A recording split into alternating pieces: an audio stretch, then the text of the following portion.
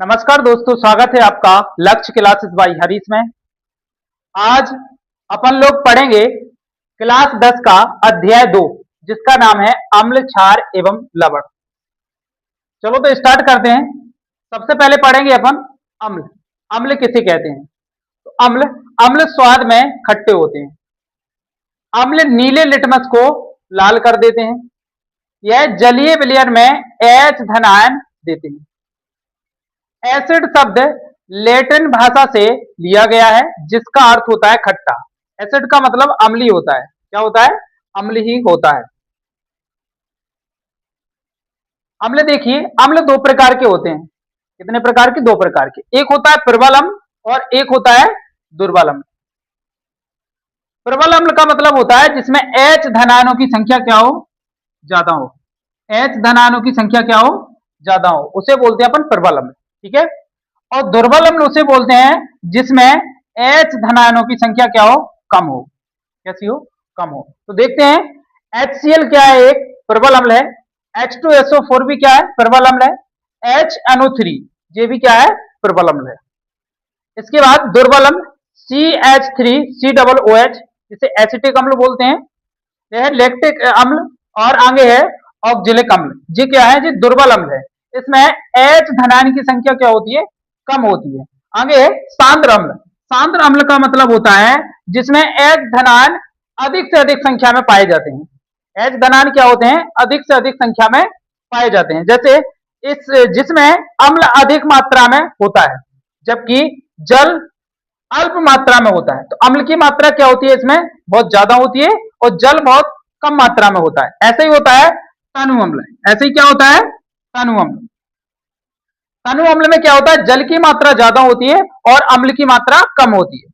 जिसमें अम्ल अल्प मात्रा में होता है, जबकि जल अधिक मात्रा में पाया जाता है। उसे अपन क्या बोलते हैं? तनु अम्ल बोलते हैं। ठीक है। अब पढ़ेंगे अपन क्षार। क्षार किसे कहते हैं? तो क्षार ये स्वाद में कैसे होते हैं? कड़वे होते हैं। स्वाद में कैसे लगते हैं क्षार? तो कड़वे लगते हैं। यह लाल लिटमस को क्या कर देते हैं? लाल लिटमस को नीला कर देते हैं। जबकि अम्ल क्या करते थे? नीले लिटमस को लाल करते थे। जस्ट उल्टा होता है अम्ल का क्षार में। क्षार क्या करते हैं? लाल लिटमस को नीला कर देते हैं। यह जलीय विलयन में OH ऋणायन देते हैं। OH ऋणायन देते हैं।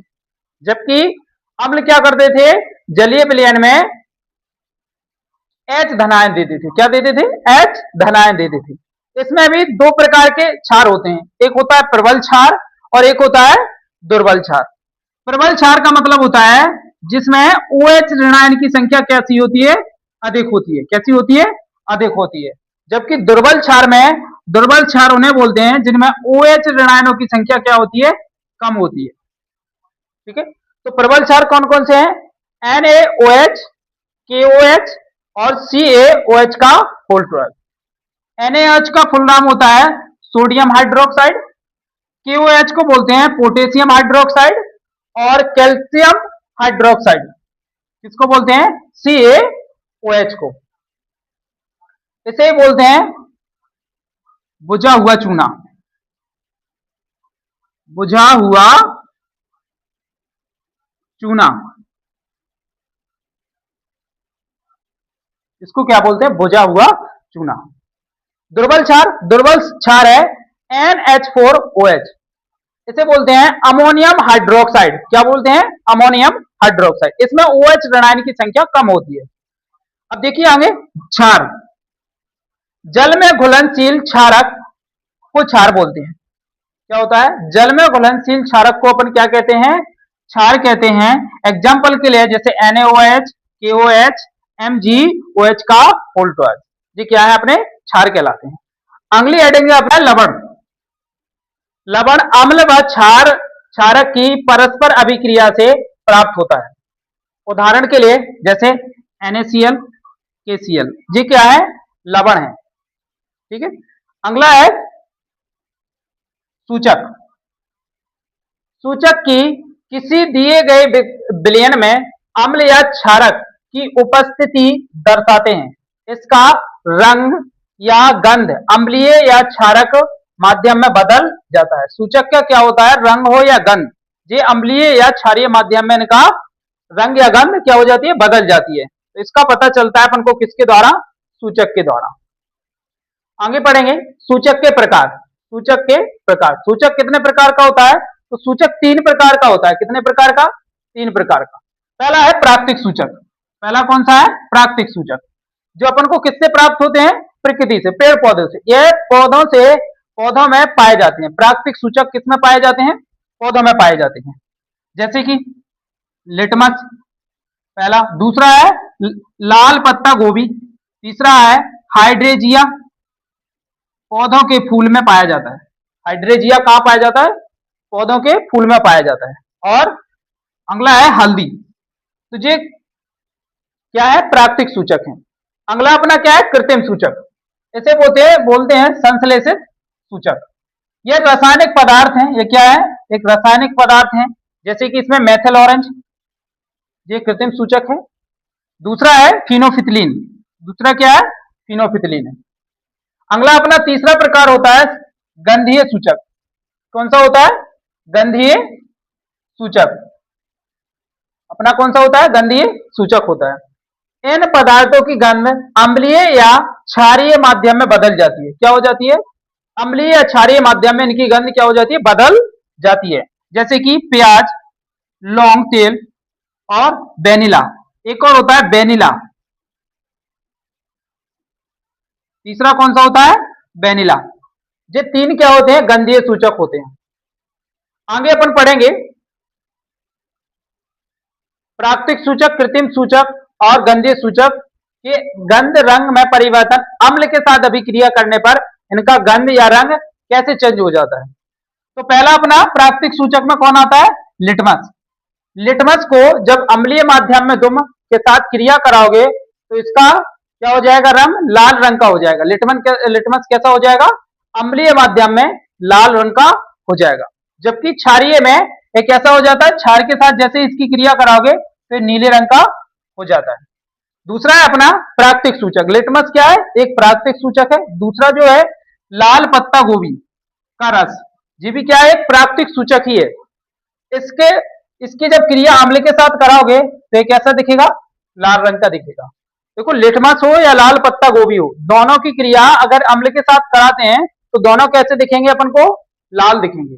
जबकि अगर लाल पत्ता गोभी की क्रिया क्षार के साथ कराओगे तो ये कैसे रंग का दिखने लगता है, हरा रंग का दिखने लगता है। तीसरे नंबर पे अपने प्राकृतिक सूचक है हल्दी। कौन सा है, हल्दी। इसकी क्रिया अगर तुम अम्ल के साथ कराते हो तो कोई बदलाव नहीं दिखता है, कोई बदलाव नहीं दिखता है। अगला है क्षार के साथ अभिक्रिया। क्षार के साथ अभिक्रिया लाल पत्ता गोभी की कराओगे तो लाल रंग का दिखने लगता है। कैसा, लाल रंग का दिखने लगता है। चौथा प्राकृतिक सूचक है हाइड्रेजिया। कौन सा है, हाइड्रेजिया के फूल का रस। क्या है, हाइड्रेजिया के फूल का रस। इसका अगर अम्ल के साथ तुम क्रिया कराओगे तो नीले रंग का दिखेगा। कैसा होगा, नीले रंग का दिखेगा। और क्षार के साथ क्रिया कराओगे तो गुलाबी रंग का दिखने लगेगा। चारों के चारों जो कैसे सूचक थे, तो प्राकृतिक सूचक थे। अगला है कृत्रिम सूचक। कृत्रिम सूचक कौन कौन से थे अपने, फिनोफिथिलीन और मेथिल ऑरेंज। ये क्या है, कृत्रिम सूचक है। अब फिनोफिथिलीन की अगर अम्ल के साथ क्रिया कराएंगे तो ये रंगहीन दिखाई देता है। कैसा दिखाई देता है, रंगहीन दिखाई देता है।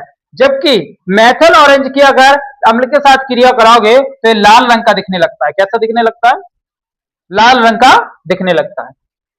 इसी प्रकार क्षार के साथ अभिक्रिया, अगर फिनोफिथिलीन की क्षार के साथ अभिक्रिया कराओगे तो एक गुलाबी रंग का दिखता है। कौन से कलर का दिखता है, गुलाबी कलर का दिखता है। मेथिल ऑरेंज देखते हैं, मेथिल ऑरेंज की अगर क्षार के साथ क्रिया कराओगे तो एक पीले रंग का दिखता है। कैसा दिखता है, पीले रंग का। आगे गंधीय सूचक। तीसरे अपना कौन सा था, गंधीय सूचक। पहला है प्याज का रस। प्याज के रस का अगर अम्ल के साथ तुम क्रिया कराओगे तो क्षीण गंध देता है। यह कैसे देती है, क्षीण गंध देता है। जबकि क्षार के साथ कराओगे तो कोई गंध नहीं देगा। दूसरे नंबर पर वेनिला है। वेनिला की क्रिया अगर अम्ल के साथ कराओगे तो समान गंध रहती है। मतलब जो पहले वेनिला की गंध थी वैसी ही गंध रहेगी अगर तुमने अम्ल के साथ क्रिया कराई तो। अगर क्षार के साथ कराओगे तो कोई गंध नहीं देगा। तीसरे नंबर पे था अपना लौंग का तेल। कौन सा? लौंग का तेल। इसका अगर अम्ल के साथ क्रिया कराओगे तो समान गंध रहती है जो लौंग के तेल की रहती है। अगर क्षार के साथ कराओगे तो कोई गंध नहीं देगा। ये क्या थे? अपने सूचक थे 3 प्रकार के। कौन कौन से? तीनों के नाम है प्राकृतिक सूचक, कृत्रिम सूचक और गंधीय सूचक। आगे है अम्ल व क्षारों के रासायनिक गुण। क्या है? अम्ल और क्षारों के रासायनिक गुण। तो धातु की अभिक्रिया, सबसे पहले अपन को क्या करवाना है? धातु की अभिक्रिया करवाना है अम्ल के साथ। किसके साथ? अम्ल के साथ। अगर अम्ल के साथ धातु की क्रिया कराएंगे तो क्या बनेगा? लवण बनेगा और हाइड्रोजन गैस बाहर निकल जाएगी। नीचे एग्जांपल है उसका, HCl क्या है? एक अम्ल है। धातु Zn, जिंक एक क्या है? धातु है। अम्ल की क्रिया अगर धातु के साथ करवाया तो Zn जिंक क्लोराइड बनेगा। क्या बनेगा? जिंक क्लोराइड बनेगा और हाइड्रोजन गैस निकल जाएगी। इसी प्रकार क्षार के साथ अभिक्रिया, क्षार की क्रिया जब धातु से कराएंगे तो लवण और हाइड्रोजन गैस बनेगी।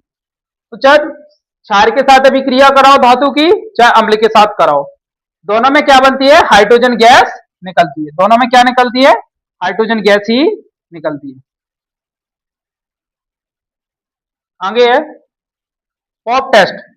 पॉप टेस्ट किसे कहते हैं? हाइड्रोजन गैस से निहित परख नली के पास जब एक जलती हुई मोमबत्ती लाई जाती है तो पॉप की ध्वनि उत्पन्न करती है। जैसे एक परख नली में हाइड्रोजन गैस है, अगर तुम उस परख नली के पास जलती हुई मोमबत्ती लाओगे तो इस टेस्ट को क्या कहते हैं अपन? हाइड्रोजन की उपस्थिति में दर्शाने के लिए इसका प्रयोग किया जाता है कि वहां पर हाइड्रोजन है उस परख नली में या नहीं है। आगे है धातु कार्बोनेट तथा धातु बाइकार्बोनेट की अभिक्रिया। धातु कार्बोनेट तथा धातु बाइकार्बोनेट की अभिक्रिया अगले पार्ट में अपन पढ़ेंगे। धन्यवाद। अगर वीडियो अच्छा लगा हो तो चैनल को सब्सक्राइब करें और लाइक करें और कमेंट करें।